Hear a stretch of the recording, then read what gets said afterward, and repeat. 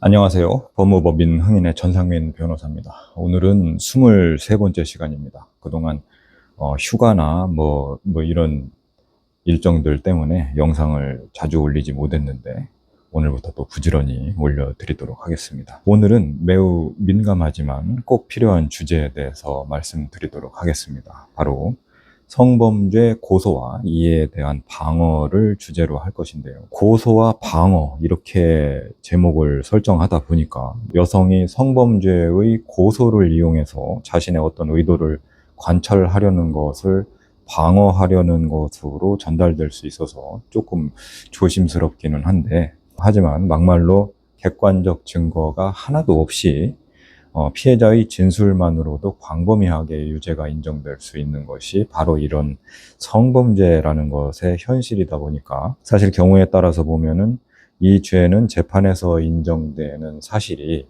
실체적 진실과는 다를 수 있는 부분이 많이 있는 게 사실입니다. 그래서 성범죄의 피해자를 꽃뱀으로 매도하려고 하는 것이 아니라 피해자가 억울할 수 있다라는 전제에서 이 영상을 구성을 하는 것이니 달리 오해는 없으시기 바라겠습니다.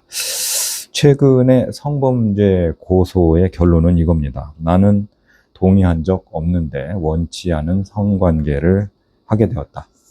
반대로 나는 동의한 성관계라고 생각을 했는데 나중에 보니 여자 측에서 그게 아니라고 한다. 이게 결론입니다. 요즘 문제돼서 기소되는 강간죄들을 보면은 남자가 주먹을 휘둘러서 또는 칼을 들이대면서 협박을 해가지고 반항을 억압해서 강간을 하는 경우가 기소된다. 이런 것은 없습니다. 보통은 술 마시고 어찌저찌 해서 모텔에 가게 되었고 거기서 성관계를 했다. 또는 애초에 모텔에 갈 생각이 없었, 그 술에 취한 것을 이용해서 끌고 들어갔다. 술 먹고 잠들었는데 깨어보니 모텔이었더라. 그리고 나서 살펴보니까 나는 당했더라.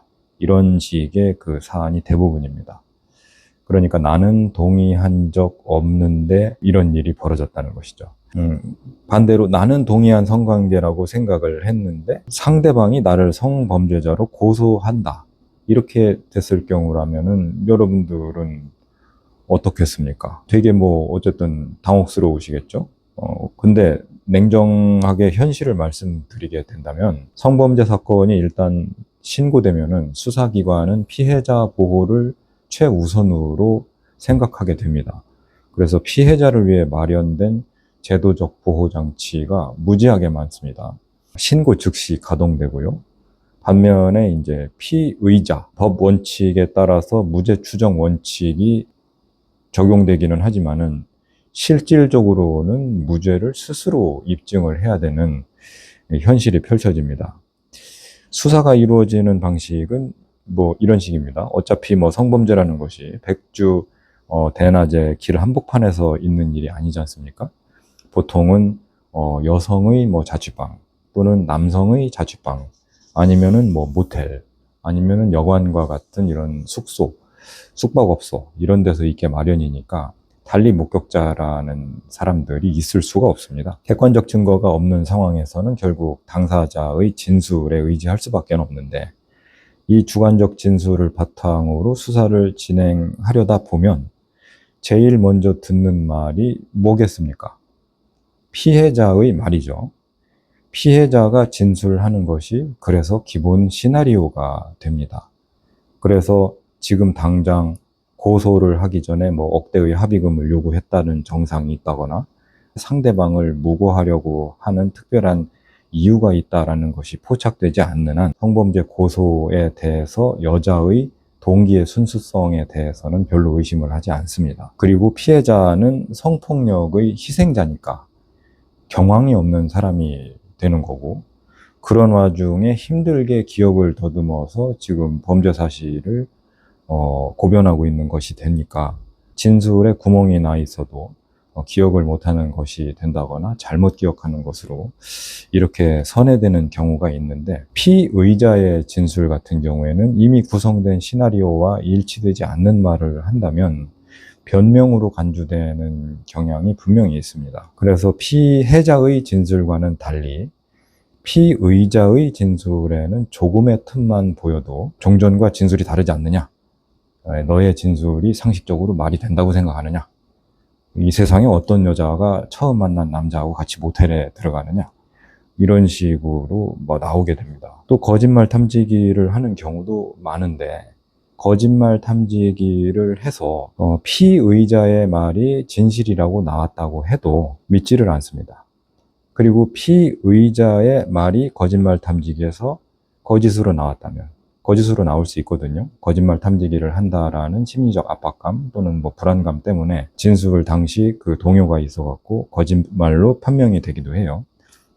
그렇게 해서 거짓이라고 나오면 그때는 끝장입니다. 수사기관의 방향성이 완전히 정해지게 되니까.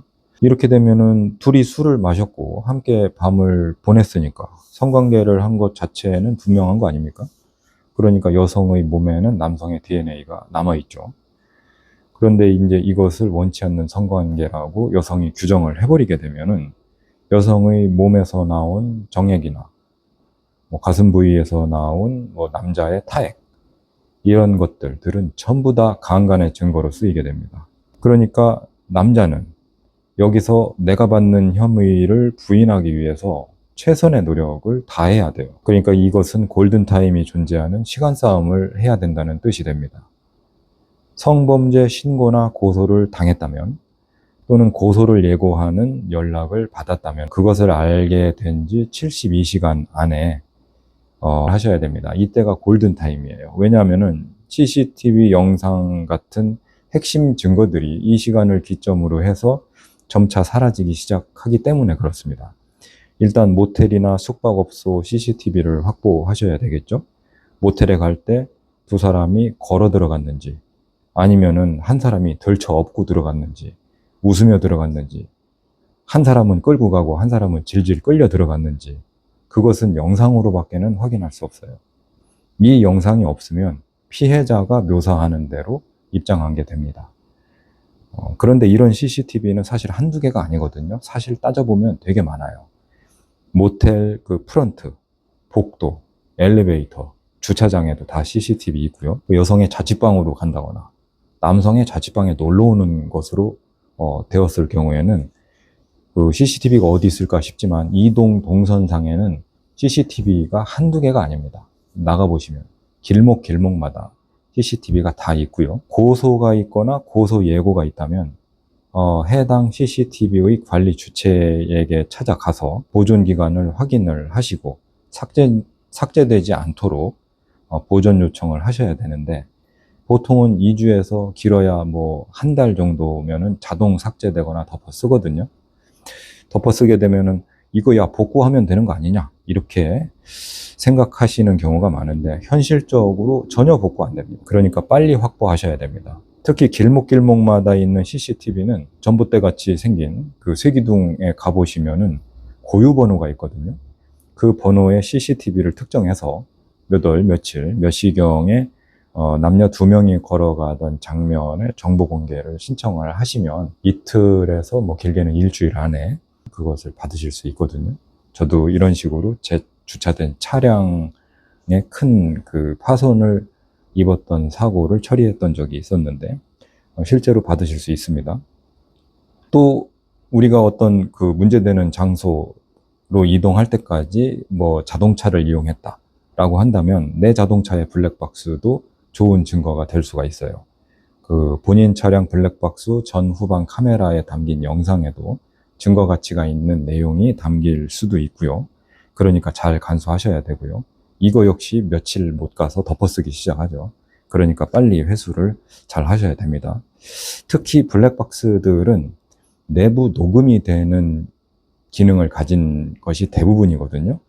그래서 반드시 이 기능을 켜두시는 것이 이동하는 동안에 차량에서 어떤 분위기였는지를 가늠할 수 있는 결정적 증거가 될 수 있다는 것을 꼭 기억해 두시고 평상시 이 녹음 기능을 켜두시기 바랍니다.